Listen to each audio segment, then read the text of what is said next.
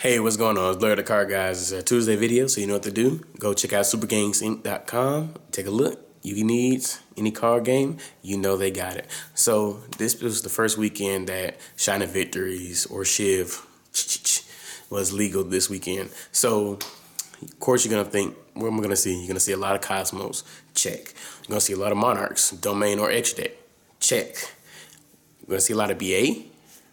Now that's the real question. Of course, if you don't know, well, you should know by now, Shining Victories introduced the card, the drifting winter cherry thing, which pretty much is the Ghost Ogre's sister. And pretty much if they have more monsters than you, reveal it or descend into the graveyard, banish their Dantes, banish their whatever they have in their extra deck, and literally keeps them from playing the game.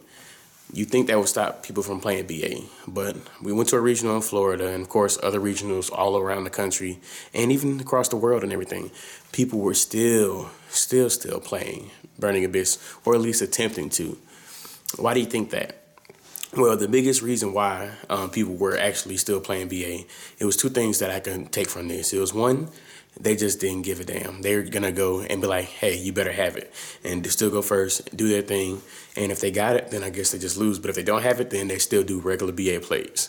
The biggest thing, the second thing that why people were still play BA, which is kind of smart, but it's still kind of throwing it up in the air, is that they're pretty much saying, like judging that their opponents couldn't afford the Drifting Winter Blossom card. Like not even like at 3, like to afford it at all, or so even just play with 1 or 2. And of course, with it being at 1 or 2, like it's less of a chance for you to draw it. So them taking that into consideration and still trying to play the deck, that's a really ballsy move. The thing about that second one though, is when you're playing the game, you got to think about it. This is a hobby. And like with most hobbies, people are going to pay for what they want. If they really want 3 winter cherry blossoms to like trying out and just literally destroy BA, they're going to find a way to get it regardless, no matter what they have to go through to get it. They will get, people pay anything for what they want, truly, no matter what their recreational pastime is. Also, there are some tech cards that people have been talking about that, like remember I talked earlier about Prohibition and everything. There are some cards that other people were talking about to try and out or combat the first turn Cherry Blossom or whatever. One of the biggest ones that people were talking about were Drag Down from the Grave. If you don't know what that does, you look at your play. Both players look at their hands. You discard a card from their hand, from each player's hand after you look at them, and then draw a card. So if they do that first turn going first, they play Drag Down. Look at your opponent's hand. They have a Cherry Blossom or whatever they have. Send it to the graveyard. Then draw a card. They gotta pray at that point that they don't draw another one. And then they're free to go through their combo and everything. But also, the downside with that is, like, say the only thing you have going for you is a Terror Top or a Tour Guide or something. And they see that on your hand, they see that's the only thing that you have, and they take it out your hand, then your play is dead, your play is done.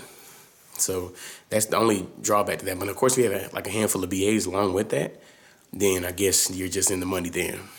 Another card that people were talking about doing was Necroface. And you know, Necroface actually has the ability to put banished cards back into the deck. So if you get Cherry Blossom, then you just do your Necroface play, and then you put them all back, and now you're good to go.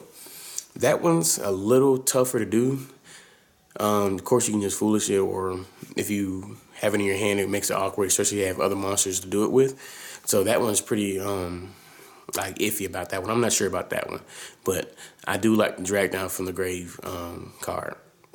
And the biggest thing I want to take from this video, or I want you to take, is just the price of it. Like, people aren't playing it as much because BA kind of did take a hit, like go down with the number of people playing it at events. So Cherry Blossom is going to go down. I think it's about $30, $35 right now. So with it being that much or that cheap, depending on like what your income is, then you're able to like be able to get 3 of them or a good number of them. So BA might still go down in playability until a time where people really won't worry about BA because it's not so many being played, i.e. Nats 2015. But that's a video for another day. Hope you like it. Tell us your thoughts about like the playability of BA. Like, do you think it's still would you still take the chance of playing it, or would you just set it to the side and play something else just so you don't lose the one card? Or like what you think about some of the text like Drag Down or Necroface, or do you think that once BA start going down, it's gonna make a resurgence. Let us know all those in the comments below. If you did like the video, I'm pretty sure you did like it though. But just in case you're that one person that didn't like it, make sure you go back, refresh it, watch it a second time. I promise you like it then. But Blair the Car Guys, peace.